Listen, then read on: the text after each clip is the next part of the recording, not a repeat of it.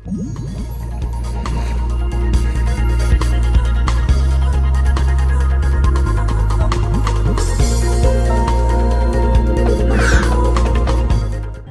गए सारे रिश्ते, टूट गए सारी उम्मीदें, सारे भरोसे, बिखर कर रह गया मेरे मांग का सिंदूर।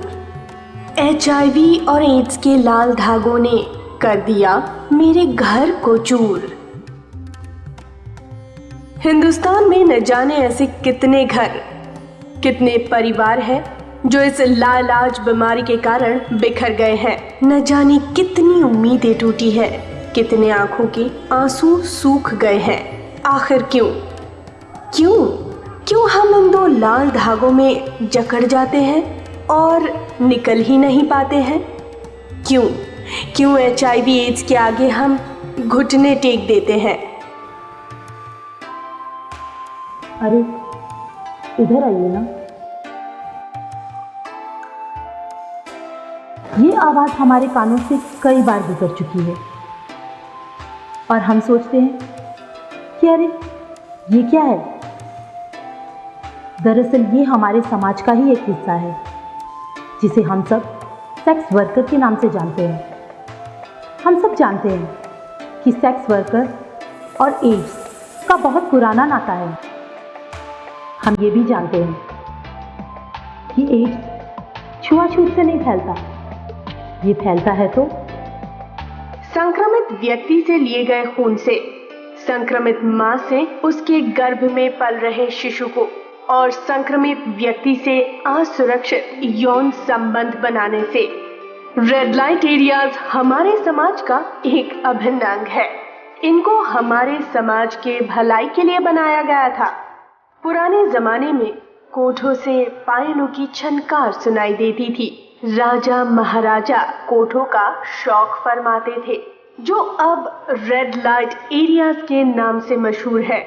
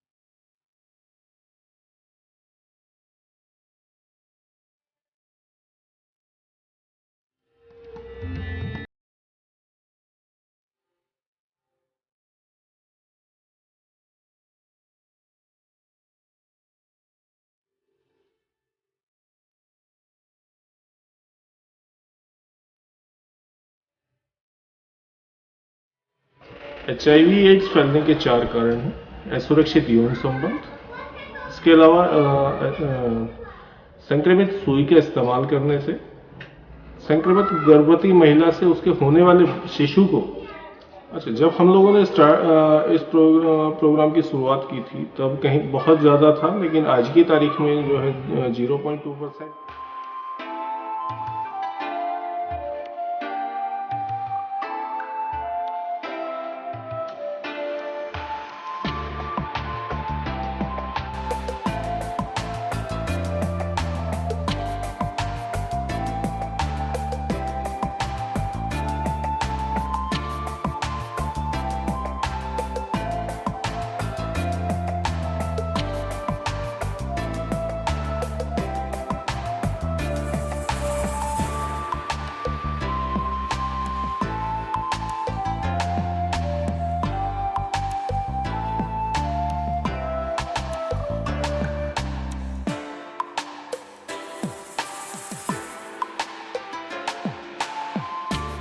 देखिए, HIV के प्रसार के जो 4 प्रमुख कारण हैं, उसमें जो सेक्सुअल रूट है, जब अनप्रोडक्टिव सेक्स के माध्यम से जो HIV फैलता है, उससे भी ज़्यादा खतरा असुरक्षित खून के चढ़ाने से है।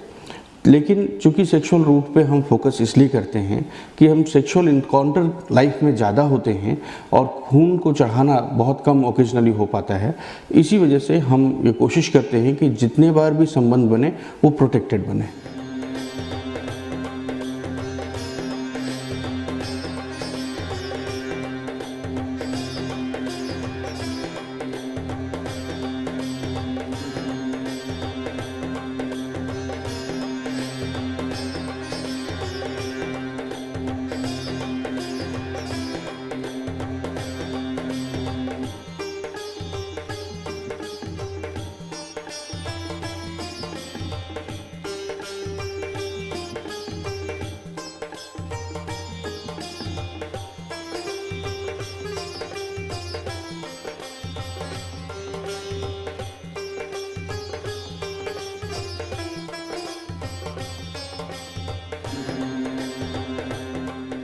एक सर्वे के मुताबिक 39 देशों में सेक्स ट्रेड पर पाबंदी है, 50 में कानूनी मान्यता मिली हुई है और 11 में आंशिक मान्यता है।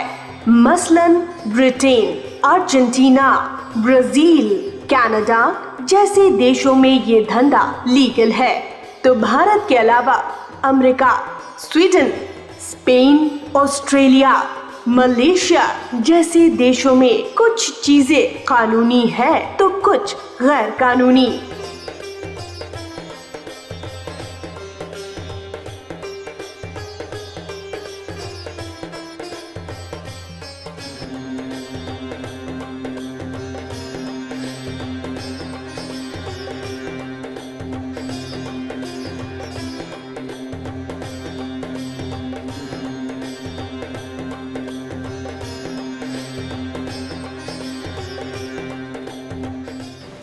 क्या आप जानते हैं कि हिंदुस्तान में लगभग 30 लाख सेक्स वर्कर्स हैं, 1100 रेड लाइट एरियाज और 3 लाख कोठे हैं।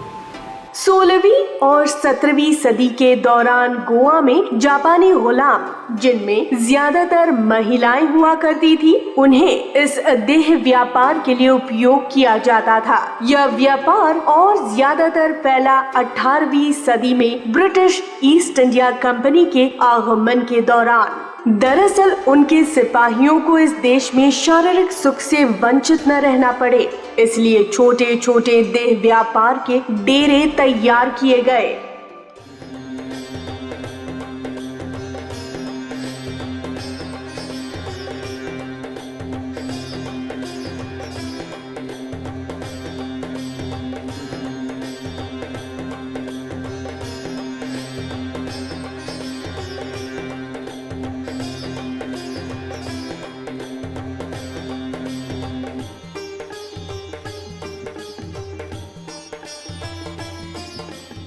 পরিস্থিতি যাতে মানে তখন আমাকে ঘর থেকে বাইরে আসতেই হলো, কারণ বাইরে যদি না আসি আমার কাজকর্ম বা আমার বালবাচ্চা তাদের কে দেখভাল করবে, খাওয়া দাওয়ার ব্যাপার, ভবিষ্যতের ব্যাপার, অনেক কিছু আছে।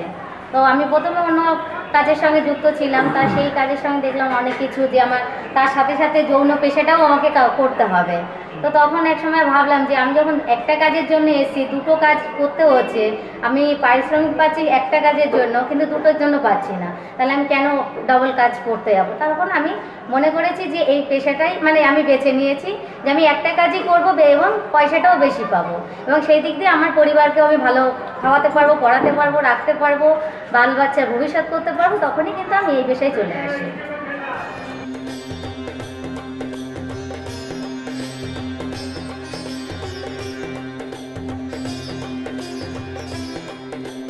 मैम मुझे 3 साल हो जाएंगे यहाँ पे, और थोड़ी सी घर में कोई ज़्यादा ही परेशानी हो रही थी, इस वजह से मुझे यहाँ तक आना पड़ा।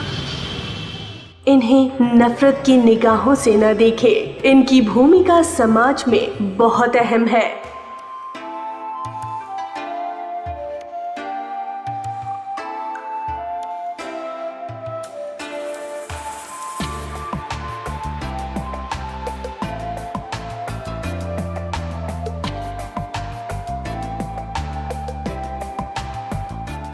तो ये समाज से बहिष्कृत हैं, लेकिन शायद अभी देखिए जो इधर भी कई एड्स के पेशेंट्स हैं जिनका इलाज भी हो रहा है, लेकिन वहाँ भी उसका बहिष्कार परिवार का, बर्तन अलग, कुछ खाना भी ऐसे ही साधारण इस तरह का दिया जाता है जो कि हर कोई नहीं खा सकता है, कच्चा पक्का उठा के ऐसे दूर से फेंक दिया जाता है।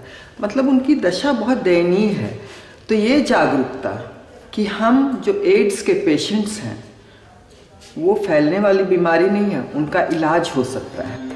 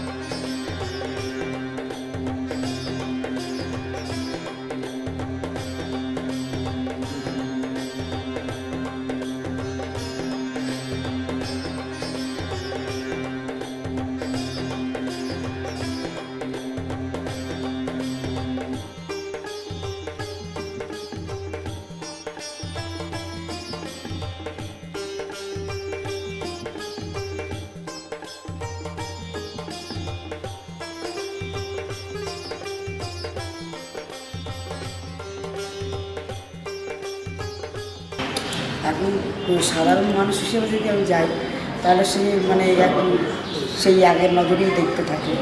যখন আমার সংগঠন হিসেবে আমি যাচ্ছি সংগঠনভাবে, তখন হয়তো আমাকে একটা অন্য চোখে দেখছি। এদের একটা অনেক বড় সংগঠন আছে, এদের কাজ যদি ঠিকঠাক না করি তাহলে আমাদের জানাই ফলে এরকম একটা হয়ে থাকে। কিন্তু এমনি যদি আমি সাধারণ যেয়ে থাকি তাহলে এখন সাধারণ মানুষের মতনই আমাদের ऐसी अंधेरी गलियों की झिलमिलाती रोशनी सिर्फ दिल्ली के जीबी रोड में ही नहीं देखने को मिलती। कोलकाता की सोनागाछी की तंग गलियां एक जीता जागता उदाहरण है।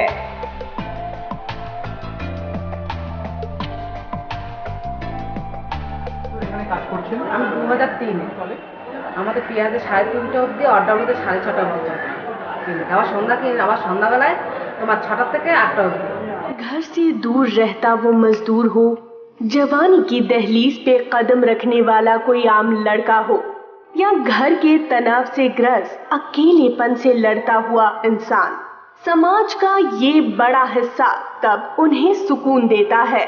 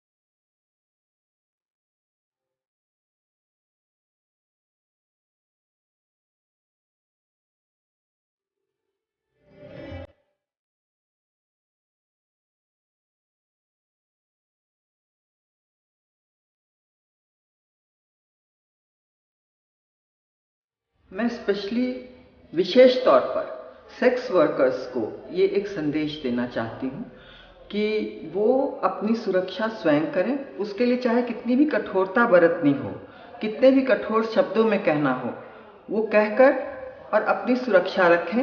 तभी देश, समाज और आने वाली पीढ़ियों की भी सुरक्षा होगी।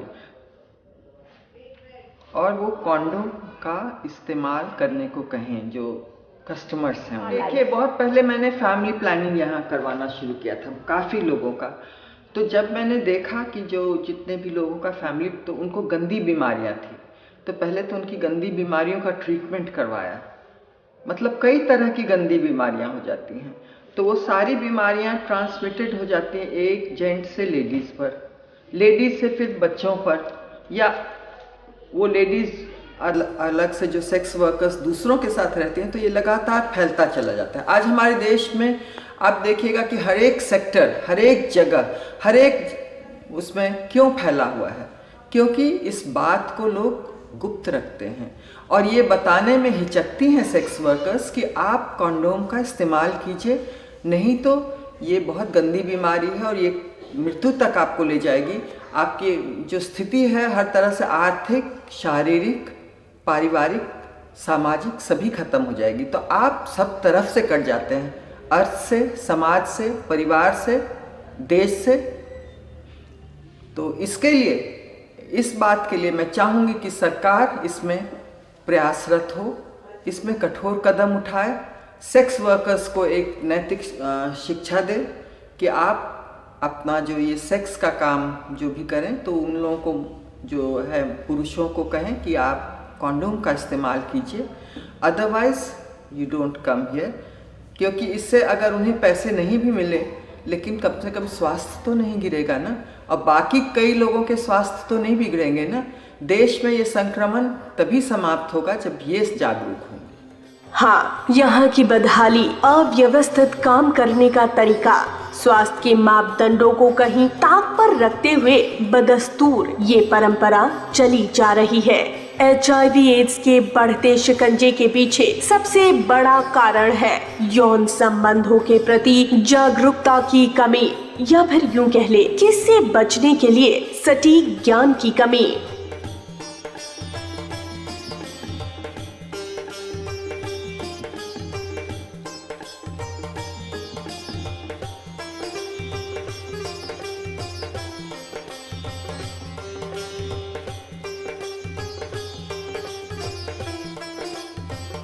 हाँ, लेकिन इस HIV एड्स की बीमारी से लड़ने में मदद करती हुई आगे आई है कुछ सरकारी और गैर सरकारी संस्थान।